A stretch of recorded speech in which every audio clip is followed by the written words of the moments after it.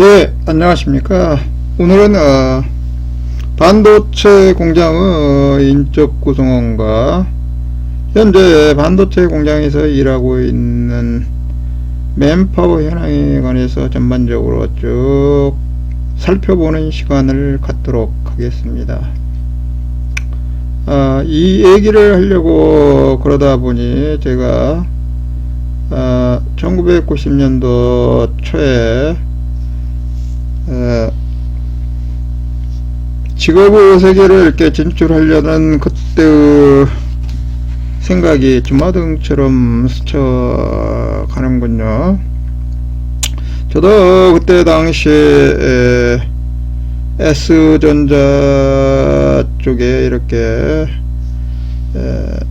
면접 보러 갔던 생각도 납니다.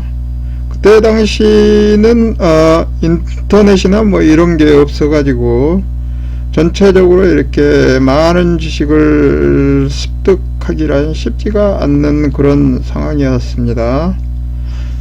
겨우 저도 이제 뭐 전자 관련된 공부를 했었고 학교에서 이렇게 배울 수 있었던 거는 겨우 학교에서 이렇게 교과서를 통해 가지고 이렇게 접했던 그런 지식이 거의 대부분이었습니다.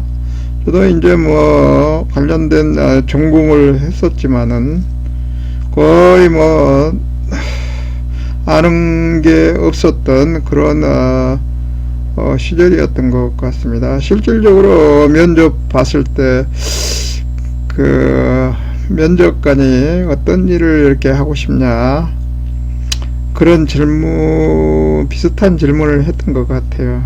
그래서 저는 모스 FET 그런 제품을 생산하는 그런 역할을 해가면서 회사에 보탬이 되는 그런 사람이 되고 싶다고 그렇게 대답한 바 있습니다.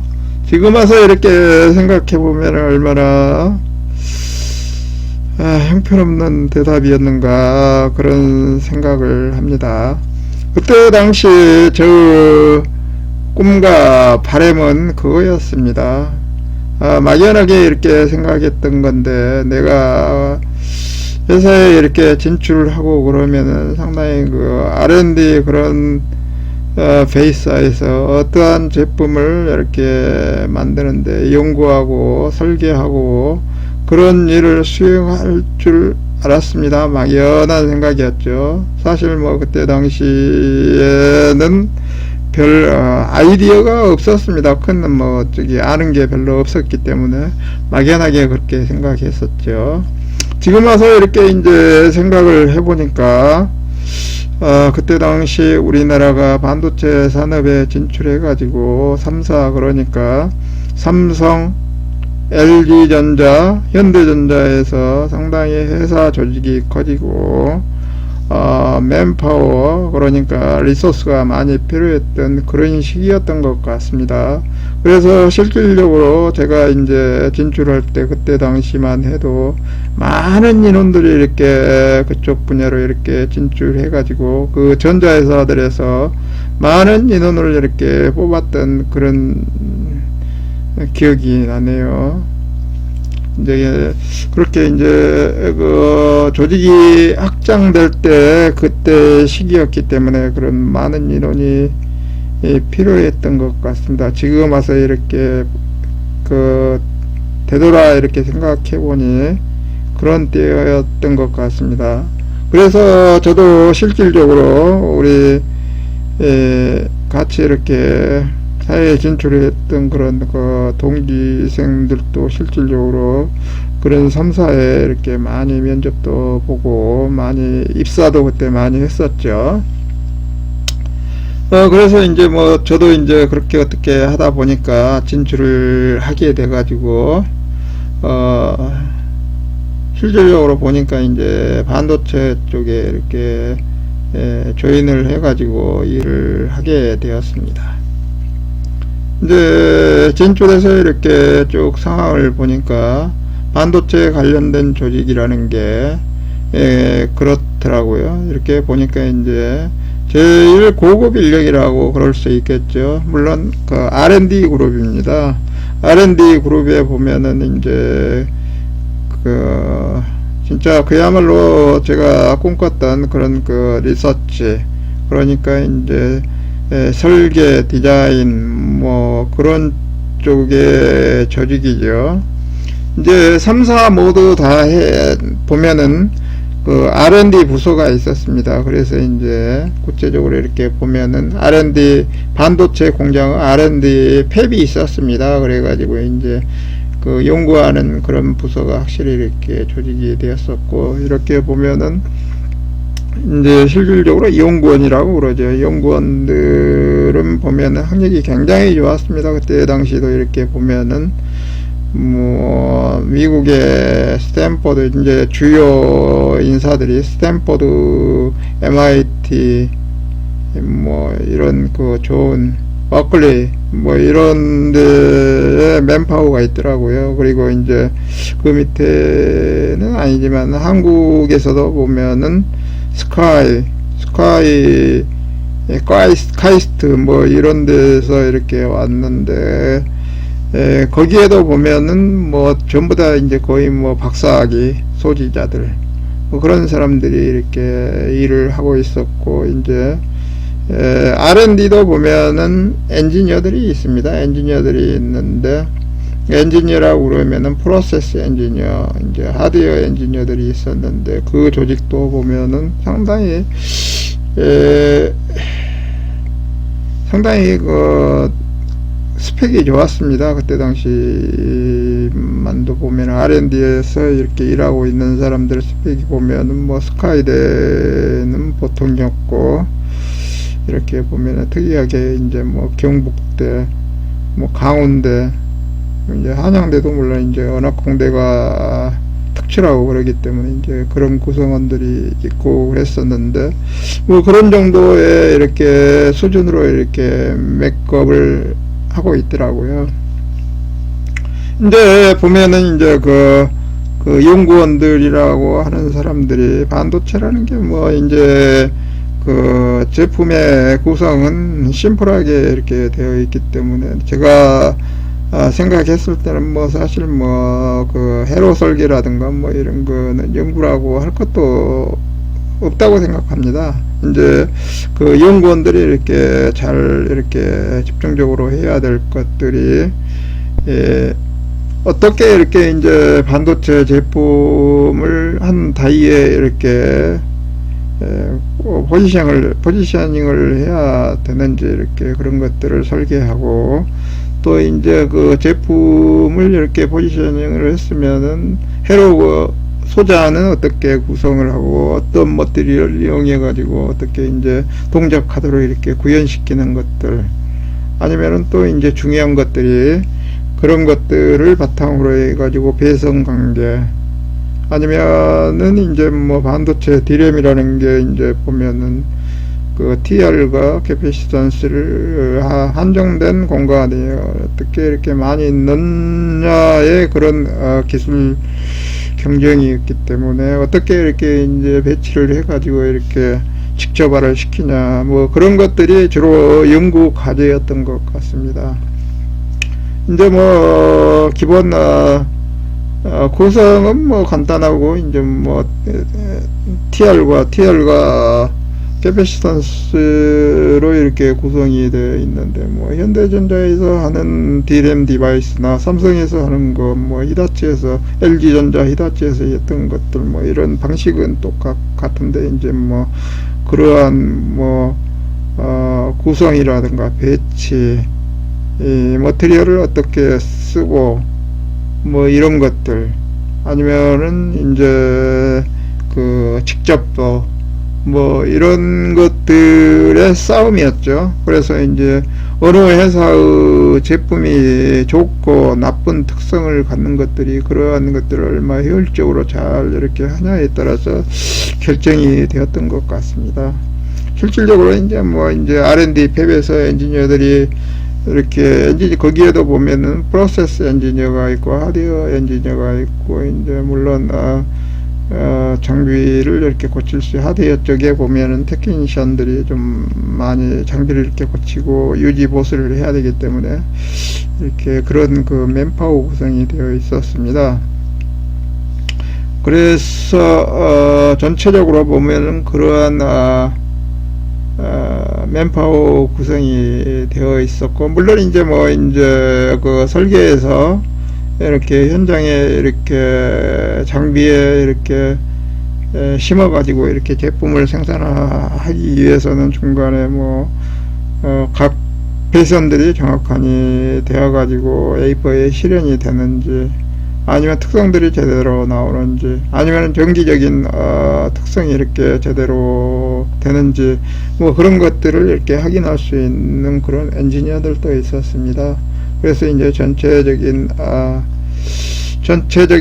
맨파워 구성은 그렇게 되어 있었고, 이제 R&D 부분은 그렇게 되어 있었습니다. 그리고 이제 R&D 말고 이제 각 생산 공장 현장에 보면 이제 거기는 주로 이제 그 프로세스 엔지니어라고 그래가지고 이제 그 공정, 그러니까 이제 그 A4에 R&D에서 설계된 그런 디바이스들이 A4에 이렇게 직접 구현이 되어 가지고 잘 되는지, 아니면은 각 공정마다 이렇게 보면은 그 적합하게 아니면은 적절하게 이렇게 그 스펙에 맞게 이렇게 각 그 스펙을 이렇게 구현이 될 수 있도록 스펙을 결정을 짓고, 또 이제 보면은 그러한 그 파라미터들을 이렇게 스펙을 잡아가지고 이렇게 사용하기 위해서는 뭐 좋은 파라미터를 좋게 이렇게 구현을 하다 보면은 다른 파라미터들이 이렇게 그 나빠지는 현상이 이렇게 발생을 합니다. 어떠한 뭐 조건을 잡기 위해서 이제 예를 들어 가지고 뭐 가스라든가 아니면 온도 뭐 이런 것들을 특정하게 되면은 그 특정된 온도에 의해 가지고 뭐 다른 파라미터들, 그러니까 예를 들어 가지고 뭐 두께를 뭐 그 증착을 해야 된다 그러면 어느 두께가 애를 만들려고 그러면은 그 증착하는 과정에서 이렇게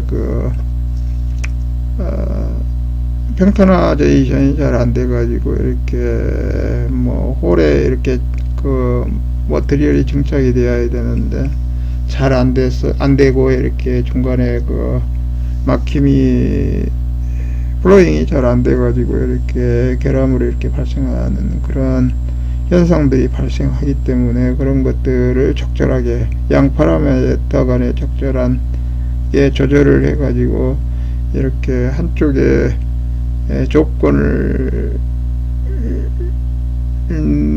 좋은 파라미터를 이렇게 유지하기보다는 적절하게 이렇게 선택하는 그런 과정이 필요한 작업들을 많이 하는 엔지니어들이 프로세스 엔지니어였습니다. 그리고 이제 하드 엔지니어들이 했던 일들은, 이제 엔지니어들은 주로 이제 그 각 스펙을 만들고 테스트 프로시저 아니면은 메인터넌스 프로시저, 그런 프로시저 작업 아니면은 스펙을 만들고 뭐 그런 작업과 동시에 나인의 뭐 시스템의 업타임 아니면은 뭐 클리닝 주기, 클리닝 관리 뭐 이런 것들을 주로 계획하고 관찰하고 실행하는 그런 역할을 했었습니다.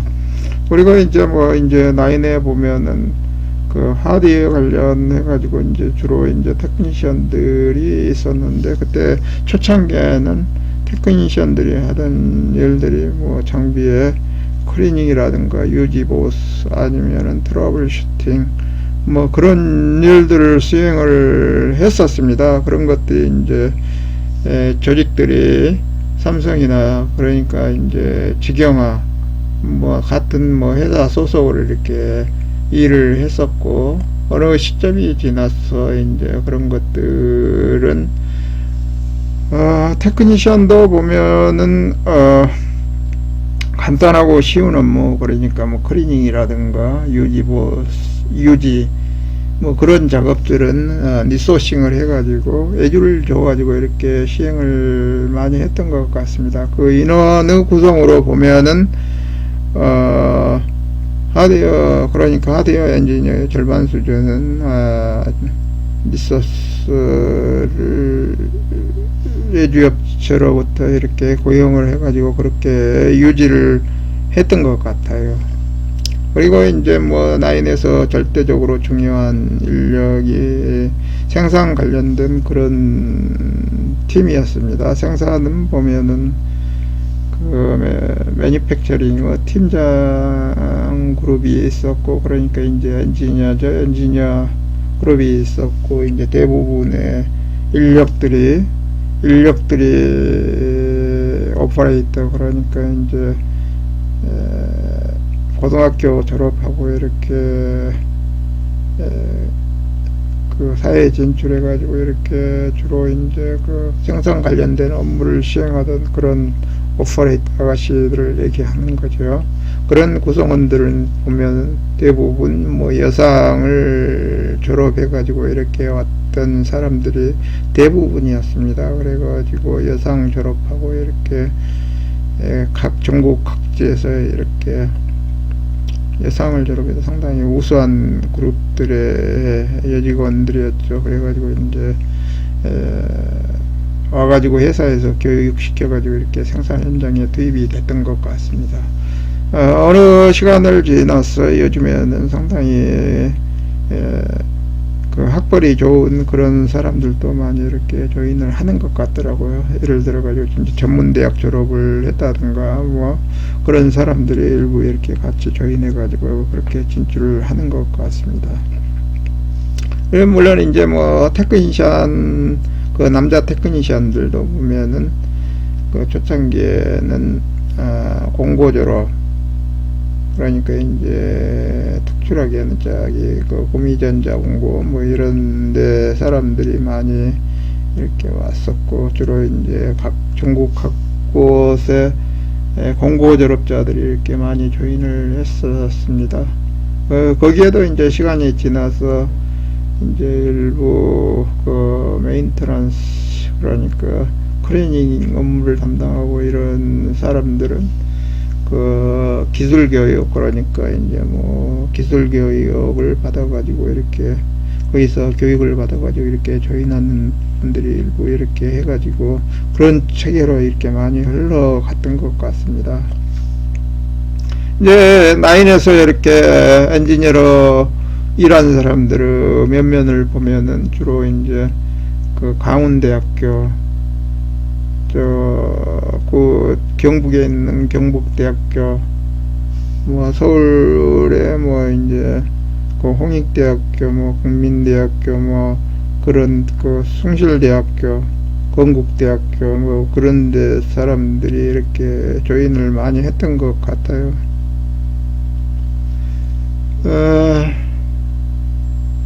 저도 이제 뭐 이 분야에 이렇게 쭉 일을 했습니다만 상당히 그 일 자체가 그렇게 이제 뭐 모든 직업이 다 마찬가지겠습니다만은 특히나 반도체 공장에 있어서는 제가 생각했을 때 굉장히 타프한 잡이라고 그렇게 생각을 했었습니다. 이제 타프했던 게 무엇이냐면, 일단은 반도체 공장을 출입하기 위해서는 스막 착용, 마스크 착용, 아니면은 뭐 신발 뭐 이런 것들이 방진복, 방지나 뭐 그런 것들을 착용하고 일을 해야 했었고, 또 이제 뭐 나인에 가서 이제 일을 할 때의 조건은 계속 이렇게 서서 이렇게 일을 할 수밖에 없는 그런 환경입니다. 뭐 어디에 앉아가지고 사물을 본다든가 뭐 그런 환경은 아니고 전부 다 서서 이렇게 몸으로 부딪혀 가면서 또 그거를 바탕으로 인해 가지고 나인에 이제 보면은 장비를 유지 보수하고 이렇게 하다 보면은 굉장히 뭐 이렇게 그 예상치 못한 가스 냄새라든가 케미칼 냄새 뭐 그런 것들이 많이 있습니다. 물론 이제 나인 환경이 항온, 항압, 뭐 항습 뭐 이러한 것들을 유지를 시키기 때문에 어느 정도 뭐 쾌적한 환경이기는 하지만은 거기 나인에서 이렇게 생산했던 그런 물질들이 보면은 그 되게 보면은 가스 의해 가지고 가스 뭐 이런 거에 의해 가지고 생산을 많이 하기 때문에 기본적으로 그런 물질들이 돌아다닐 수밖에 없습니다. 뭐 이제 우리가 방송에서 이렇게 많이들 보았습니다. 뭐 그 나인에서 근무해서 이렇게 백혈병에 걸렸다 뭐 그런 것들이 많이 이슈화가 되어 있고 우리가 그러한 것들을 잘 알고 있죠. 그런 것들이 이제 뭐 그런 그 알지 못한 그 가스들이 나인에 이렇게 분포를 하고 있고 실질적으로 기계들에서 사용하는 이런 리소스들이 보면은 굉장히 그 고주파를 발생한다든가 뭐 그런 그러한 작용들을 하는 그런 그 디바이스들이 많고 그러기 때문에 상당히 뭐 그렇게 아주 좋은 환경이라고는 이렇게 생각할 수는 없습니다. 그래서 그 나인에서 일한다는 그 자체가 굉장히 쉽지 않는 일이고 끈기와 굉장히 그 참고 견디는 그런 그 인내심이 많이 필요한 그러한 분야의 일환이라고 그렇게 생각이 듭니다.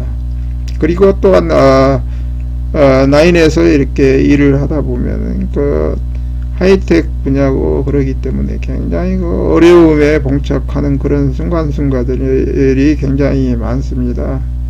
왜냐하면 우리가 알지 못했던 그런 분야이고 장비나 뭐 이런 것들의 수준 아니면은 모든 진행되는 이런 프로세스들이 이렇게 눈으로 이렇게 보고할 수 있는 그런 공정이 아니고 전부 다 상상에 의하거나 아니면은 그 마이크로스코프나 아니면은 기타 첨단 디바이스에 의해 가지고 이렇게 관찰하거나 측정할 수 있는 것들이 대부분이고 이러기 때문에 눈으로 이렇게 확인되지 않는 어떻게 보면은 상상의 세계를 바탕으로 이렇게 일을 하기 때문에 어려움 문제에 이렇게 봉착하는 그런 경우가 굉장히 많습니다. 그래서 그 어려운 문제를 해결하기 위해서는 많은 상상력과 어려움, 인내, 뭐 그런 것들에 직면할 수밖에 없습니다. 그러한 환경으로 인해서 굉장히 애로사항, 어려움을 많이 느끼면서 일하는 그런 환경이 대부분이었습니다. 그래서 결코 반도체 분야에서 일한다는 게 그렇게 결코 쉬운 일은 아니었었고 대신 어느 정도 상당한 정도의 보상은 그래도 받았던 것 같아요. 금전적으로.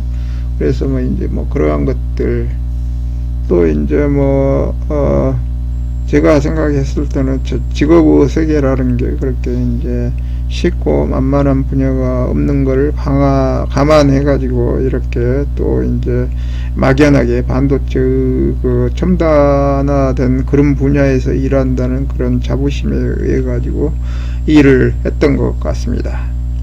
예, 오늘은 반도체 공장에서의 배경, 그러니까 맨파워 구성이라든가 아니면 현재 실제 상황에 관해서 생각해보는 시간을 가졌습니다. 여러분의 관심, 좋아요, 구독은 저에게 많은 힘이 되는 것 같습니다. 여러분의 관심을 부탁드립니다. 예, 감사합니다.